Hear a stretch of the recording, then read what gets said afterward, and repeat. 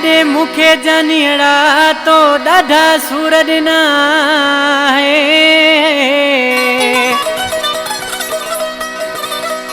छॾे मूंखे जानियड़ा तो ॾाढा सूर ॾिना ओ आहिनि नेण रुना इश्क में अदनान आराई चवे। असां प्यारो भा अदनान आराई उन दौड़ो हुयो वधीक फरमाइश आहे। मुंहिंजो प्यारो पीरी भा इरशाद बचो, मुंहिंजो प्यारो भा रहमान बचो, भा ज़ुबैर बचो, प्यारो बचो, अली अहमद हकड़ो, नफ़ीस हकड़ो, जींदो अबड़ो। ये आशिक छा थो चए? ओ घणो प्यार ॾिनो तॾहिं थी वे जुदा कोन यारी निभाई बेवफा। ओ घणो प्यार ॾिनो तॾहिं थी वे जुदा कोन यारी निभाई बेवफा। कई धोखो मूंसां हाणे मिलंदई सज़ा कोन यारी निभाई बेवफा। घणो प्यार ॾिनो तॾहिं थी वे जुदा कोन यारी निभाई बेवफा।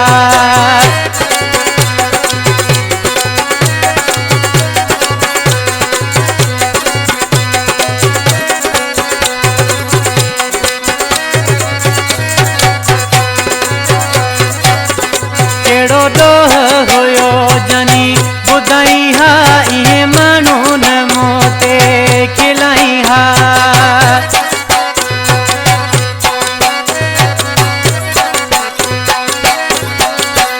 केड़ो ॾोह हुयो जानी ॿुधाई हा इहे माण्हू न मूं ते खिलाई हा। घणो प्यार ॾिनो तॾहिं थी वे जुदा कोन यारी निभाई बेवफा। कई धोखो मूंसां हाणे मिलंदई सज़ा कोन यारी निभाई बेवफा। घणो प्यार ॾिनो तॾहिं थी वे जुदा कोन यारी निभाई बेवफा।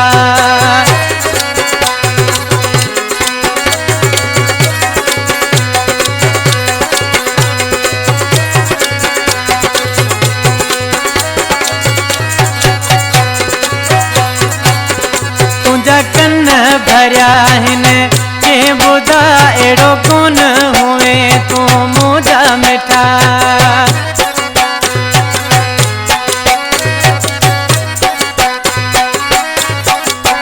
तुंहिंजा कन भरिया आहिनि कंहिं ॿुधा अहिड़ो कोन हुए तूं मुंहिंजा मिठा। ओ घणो प्यार ॾिनो तॾहिं थी वे जुदा कोन यारी निभाई बेवफा। ओ कई धोखो मूंसां हाणे मिलंदई सज़ा कोन यारी निभाई बेवफा।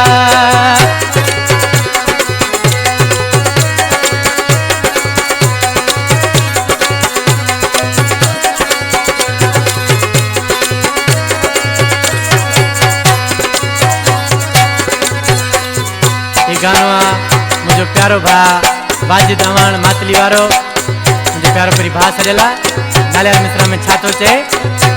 वाजिद अमान वफादार वा मातली में छॾियो तो यार वा।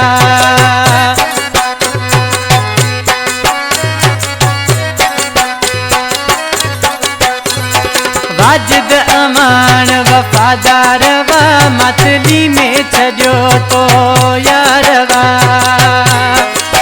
ओ घणो प्यार ॾिनो तॾहिं थी वे